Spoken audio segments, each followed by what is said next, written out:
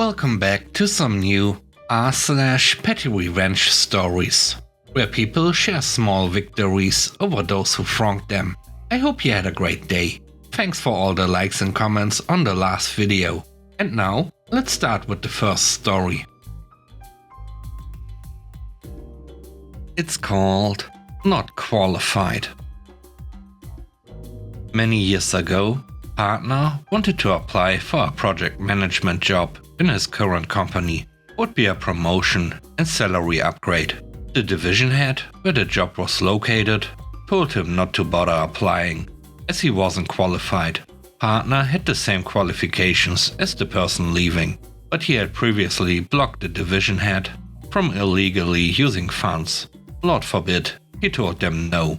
When they tried to go over his head, the company supervisor also told them no, as what they wanted to do was illegal. Backing up my partner.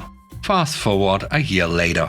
The person they hired for the job had to go on medical leave for 3 to 4 months. In a meeting between partner section and division head, the one who told him not to bother applying for the position stated that partner could just fill in to do the job, while the other person was gone.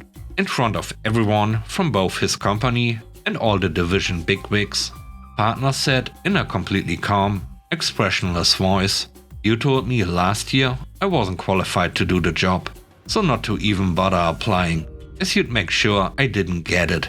However, if you now feel I'm now qualified, I will be happy to do the job temporarily, at the higher salary." The room was silent. The director of the division looked at the head and asked, "Did you actually say that? It's illegal and a potential lawsuit." When the guy stuttered and tried to explain, basically admitting he did say that, the director held up his hand to stop him from incriminating himself and the division, and told the guy, "We will discuss this later. Meanwhile, you, department head, will be taking over the position duties while the person is on medical leave." After everyone from their division left, my partner's boss told him that she was about to burst from keeping the laughter in at the guy's face, and wished she could be a fly on the wall for that conversation. The next story is called Plugging It In. Our office is hybrid post-2020. To cut down on costs, we now have a shared desk situation. The only people with permanent desks are the higher-ups, or people who come in full-time. My coworker, who shows up about 2 times a week, still treats her desk like her own personal desk, even though our whole team is supposed to use it.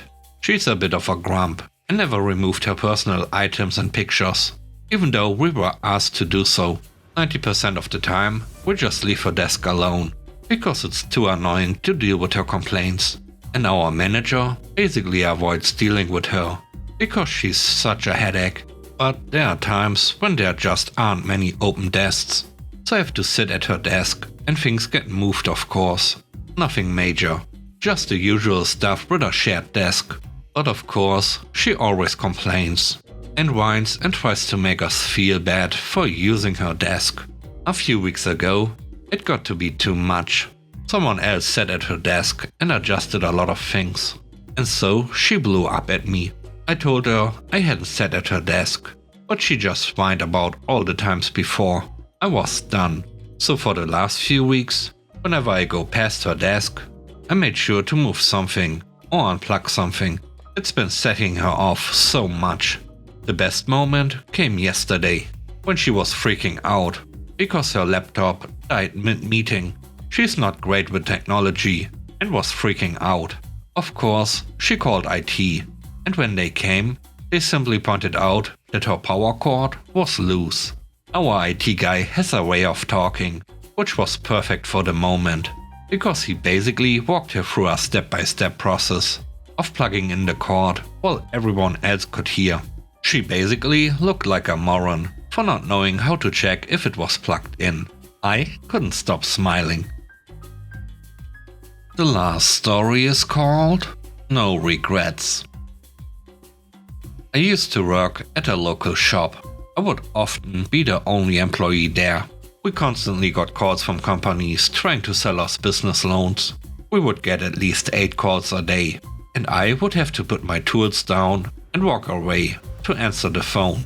I was sick of it, and I'm petty, so I cooked up the perfect way to bother them. I would answer the phone and act very interesting at what they were selling.